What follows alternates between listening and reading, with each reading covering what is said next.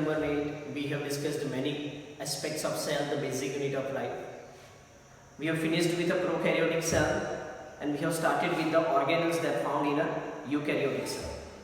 Even in eukaryotic cell, we have finished cell membrane and some endomembrane system organelles like endoplasmic reticulum, Golgi body, lysosome and the vacuole. Now today we have to learn the non-endomembrane system organelle. So I just to revise what is an endomembrane system organelle and what is non-endomembrane system organelle, and then we proceed. Now student, you know that today we have to learn the non-endomembrane system organelle. Means these are the membrane bound organelles. That means they are only found in eukaryotic cell, because the prokaryotic cell do not have a membrane bound organelles, but they do not have a coordinated function. As they do not have a coordinated functions, they are called non-endomembrane system organelles. But in endomembrane system organelles, there is a coordinated functions. That's why they are called as endomembrane system organelles. Okay, and they are also membrane bound. We have discussed endomembrane system organelle, and now we are going to start with a non-endomembrane system organelle. And one of the most important organelle, which is a part of non-endomembrane system, is a mitochondria. Okay, you know that mitochondria is present in the cytoplasm of a cell, but this mitochondria cannot be even observed under a microscope until it is not stained. That it wants to say that if you want to observe a mitochondria, it should be stained. So it is observed only when stained. Okay, stained means in simple language you can say that it is going to be a color. For coloring we use the stain or coloring agent. So which coloring agent is going to be used for staining or coloring this mitochondria? So the stain which is going to be used, the most common stain which is going to be used for staining mitochondria is Janus green. Okay, this Janus green, when it is going to be applied, that leads to a change of color to a blue color. So Janus green, this is a name of a stain which can be used for staining the mitochondria. You have to remember this is a question which is relates with a NEET. Okay, it is not given in book. So you have to remember the Janus green, that is a stain that is used for staining the mitochondria, and it is only observed when we stain it. Okay, so this is about a mitochondria, if you want to say that. It is like the other organelles, it is also membrane bound. Okay, it is a membrane bound organelle. So now the question comes, how many membranes they are covering to a mitochondria? So here the answer is, there are two membranes that covers the mitochondria. This is the first one and this is called as the second one. Okay, how many membranes that covers the mitochondria? There are two membranes that covers the mitochondria. Okay, this is outer membrane. Okay, it's outer membrane. And this one is called as inner membrane.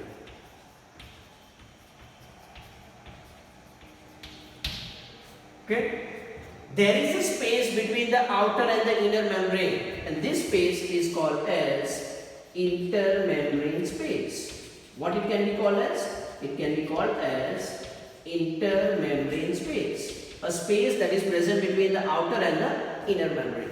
Okay, so ultimate point is that the mitochondria is a membrane bound that is covered by two membrane, outer membrane and the inner membrane. If you see the characteristic of this outer membrane, the outer membrane, that is a continuous and it forms a boundary. See, this is a continuous and it forms a boundary. Okay, but the inner membrane, it forms a folds. Many folded structures, they are going to be formed by the inner membrane. It generates from inner membrane. These are the folds which are going to be produced. See, these are the folds. Okay, so the many infoldings are present and they generate from an inner membrane. These foldings are called as, the folded structure are called as cristae. What it can be called as? Cristae. Remember what is sister name? Cisternae, they are the folds, they are present in endoplasmic reticulum and Golgi apparatus. The folds present in them, they are called as a cisternae. But it is a cristae. There is very minor spelling difference.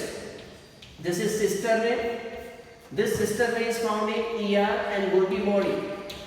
Okay, this is just for your reference. Okay, we have already learned it. But the fold that present in a mitochondria, they are called as a cristae. So the folded structure is called as a cristae. Okay.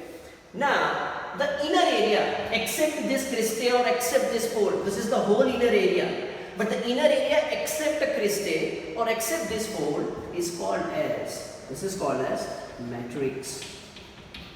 What it can be called? It can be called as a matrix. And this matrix have enzymes which are necessary for aerobic respiration. Okay, or they help to in a aerobic respiration. Now, how many number of mitochondria are present in a cell? So, the number of mitochondria in a cell, number of mitochondria in a cell depends on physiological activity of a cell. It depends on physiological activity of a cell. Means how much activity a cell perform. Based on that, the number of mitochondria in a cell may going to vary. If the cell needs a more energy, obviously the number of mitochondria are more. If cell needs a less energy, so the number of mitochondria are less. So it depends on the physiological activity or the work which has to be performed by a cell. Okay? Even same like this, the shape and the size of mitochondria is also vary. But usual shape of this mitochondria is a sausage shape, like I have drawn a sausage shape, okay, or it is cylindrical in shape. Okay, it's a cylindrical shape. Okay, these are the usual shapes of mitochondria, which may also going to vary. Okay, the main important thing is that this mitochondria is a site for aerobic respiration. It is a site for aerobic respiration. Okay, and at the end of aerobic respiration, it generates energy. Okay, it generates the energy in the form of ATP. Okay, it generates energy in form of ATP because it is a site. Why it can generate energy? Because it's a site for aerobic respiration. That's why we are calling this mitochondria as powerhouse of a cell. Okay, this mitochondria can be called as powerhouse of a cell. Why it is called as a powerhouse of a cell? Because it is a site for aerobic respiration, and so that's why it generates the ATP. Okay, and as it is able to generate the energy or in the form of ATP, that's why this is called as powerhouse of a cell. If you see the inner part of a mitochondria, in addition to a cristae, the inner part also contains the certain other components. So which other components are present in inner part? So it contains single circular DNA. What it contains? Single circular DNA. Okay, it also contains a ribosome. Ribosome of which size? 70S. Usually the eukaryotic cell possesses the ribosome of 80S in cytoplasm. But here the mitochondria possess the ribosome, and that is of 70S in size. It also contains the RNA, and it also contains the proteins. Okay, the proteins necessary for respiration.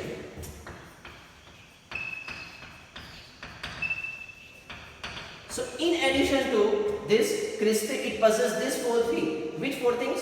It possesses DNA, it possesses ribosomes, it possesses RNA, ribonucleic acid, and possesses the proteins which are going to be necessary for the respiration or the aerobic respiration process. As it possesses the DNA, so the mitochondria can be doubled, or it can be replicated, or it can be duplicated. That's why the mitochondria can also be called as self-replicating organelle. What it can also be called as self-replicating organelle. Why it is called as a self-replicating organelle? It is called as a self-replicating organelle because it has its own DNA. As the physiological activity in the cell increases, the need of energy increases, and obviously this mitochondria gets replicated or duplicated. Okay, and that duplication is possible due to a DNA present in it. That's why it is called as self-replicating organelle. Okay, and remember the ribosome present in it is 70S, whereas the eukaryotic cell cytoplasm contain 80S ribosome. Okay, now another thing is that this mitochondria can divide. This mitochondria can divide. So it divides by which process? The mitochondria divide by fission. Okay, fission means a breakdown. Okay, so they divide by a fission process.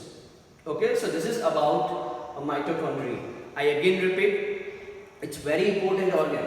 Okay, mitochondria, it is only observed when it is stained, and the usual stain which is going to be used is a Janus green. Second thing, it is a membrane bound organelle. How many membrane is present? Two membrane is present. The outer membrane, this is the outer membrane, continuous, and this one is an inner membrane, that is in a folded. There is a space between outer and inner membrane called as intermembrane space. Inner membrane forms a fold. This is a folded structure. What we call it as cristae. Okay. The rest portion that you can find, it's called as a matrix. Okay. Number of mitochondria in a cell, that depends on the physiological activity. If cell needs a high energy, then more number of mitochondria. If cell needs a less energy, less number of mitochondria are present. The shape also going to be vary, but usual shape is sausage shape or it is a cylindrical in shape. Mitochondria is also a site for aerobic respiration. So it generates an energy. It is capable to generate the energy. The energy is produced in the form of ATP. That's why it is called as powerhouse of a cell. In addition to a cristae, it also contains a single circular DNA, ribosome, RNA, and the proteins. Okay, these proteins are necessary for respiration process. Okay, as it contains its own DNA, that's why this is also called as self-replicating organelle. And the mitochondria, it divides by fission. So you have to write down the short note. Clear? You have to write down one point in a full sentence. Okay, do not just write down what I have written. I have just written the points. You have to make the sentences from these points, and you have to write a full short note. Okay, then and then you are able to score a marks. Do not just write down the points. Okay, but due to limitations, I am not able to write all the points. Okay, otherwise it will take a long. I am speaking, so also concentrate what I am speaking. Okay, and from this point make a short note. Okay, so this is a very important short note or very important organelle you can find in the cell. It is mitochondria. Okay. Now we are moving ahead. That is again an endomembrane system organelle, and that we are calling it as plastids. Okay, it is also membrane bound, but their functions are not coordinated with any other organelle, so it is a part of endomembrane system organelle.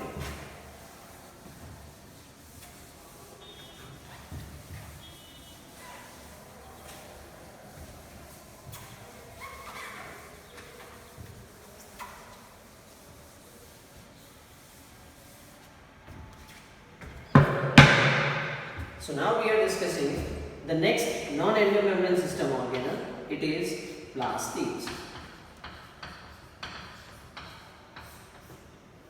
Remember one thing, these plastids are present in eukaryotic cell because they are membrane bound.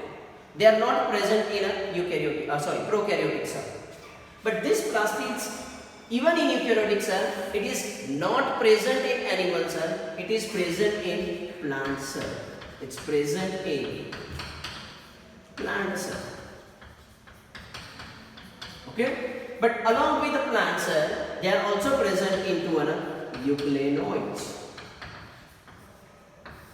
Okay, so where they are present? They are present in plant cell and the euglenoids. Okay, but they are absent in animal cell. Animal cell do not have a plastid. We have seen the difference between the plant cell and the animal cell. Plant cell has cell wall, plastid and large vacuole, whereas the animal cell do not have cell wall, plastid and large vacuole. Recall it. We have seen the difference between animal cell and plant cell. The another difference is that plant cell do not have a centriole and the animal cell have a centriole, because the centriole is only found in animal cell. It is not present in plant cell. Similarly, this plastids are only found in plant cell. They are not found in animal cell. But along with plant cell, they can also be found in euglena or the euglenoids. This plastids, what it contains? They contains coloring agents. Okay, so they contains pigments. What is a pigment? Okay, pigment means they are the coloring substances. Okay, this is called as pigments. Okay, so plastids, what the plastids usually contains? The plastids are usually contains pigments. And based on the type of pigment they have, the plastids are further categorized into 3 types. These are the 3 types of plastids based on the type of a pigment. First is called as chromoplast. The second one is very well known. You might have heard this. It is called as chloroplast. Okay, and the third one is called as leucoplast. Okay, so this classification is based on the pigment what they have. Okay, chromoplast, chloroplast, leucoplast. Okay, chromoplast, it contains which pigment? In a chromoplast, the pigment present are carotene, xanthophyll, anthocyanin. These are the different types of pigment, etc. These are the different types of a pigment that can be found in a chromoplast. What is its function? The function of this carotene, xanthophyll, anthocyanin, they involve in, they gives a color. Which type of color? It gives color. Clear? Which colors? It gives red color, orange color, yellow color, white color. Okay, these colors are responsible before a chromoplast, because the chromoplast contains a pigment. These are the pigments you can find in it: carotene, xanthophyll, anthocyanin. And these colors, red, orange, yellow, white color of flower, fruit, seeds. Okay, you can see the different color of flower, fruit, seeds, and that is due to a presence of pigment in it. And these pigments are present in chromoplast, a type of a plastid. Another type of a plastid you can find, it is a chloroplast. Okay, the first one is a chromoplast, second is chloroplast. And you know that which pigment is present in chloroplast? The chloroplast, it contains a pigment called as chlorophyll. This pigment is present in chloroplast. Which pigment is present? Chlorophyll. Okay, you know the function of this chloroplast or chlorophyll that involved in a photosynthesis. But along with that, it is also responsible for a color. And which color chlorophyll gives? You already know it. It gives a green color. Okay, so the green color is due to a presence of chlorophyll in chloroplast. Okay. Now, leucoplast. In the beginning, I have told you that this pigment, plastid possesses the pigment, means coloring substances. So the chromoplast possesses pigment, chloroplast possesses pigment, but now it's a twist. The leucoplast is exceptional. They do not possess pigment. Remember, the leucoplast do not have pigments. Okay, which do not have a pigment? Leucoplast. But what they have, they store something, and based on the material they store, they are going to be categorized. So, first kind of a leucoplast is amyloplast. Second type is called as elioplast. And the third one is called as aleuroplast. Three type of the leucoplast. Okay, remember leucoplasts do not have a pigment, do not have pigments, but they store material, and based on the material they store, the leucoplast further categorized into three types: amyloplast, elioplast, and uroplast. What the amyloplast store? Amyloplast store starch. What the elioplast store? The elioplast stores fats, or we can say oils, or you can simply say lipids. Okay, and what the aberoplast store? It stores protein. Remember, this is very important. Okay, amyloplast store starch, elioplast store fats and oils, aberoplast stores proteins. Okay, it is very important MCQ that is going to be asked. So this is about a plastid. They usually possess the pigments. We don't have to discuss this plastids, all these plastids in detail. This is just an overview of a plastid. We have to discuss this plastid in detail. We have to discuss a chloroplast as a plastid in detail. But it is again important, require a much more time. So we will discuss the structure of this chloroplast in a next session. Remember, it is equally important as mitochondria, what we have learned today. Okay, so we will discuss in the next session. We discuss this chloroplast in detail. It is a type of a plastid. We don't have to discuss the chromoplast and leucoplast in detail according to a syllabus. Okay, so in the next session I have already told you that we will learn the chloroplast. Till then students, keep learning, keep watching. If you have any query, feel free to contact me. Thank you for watching.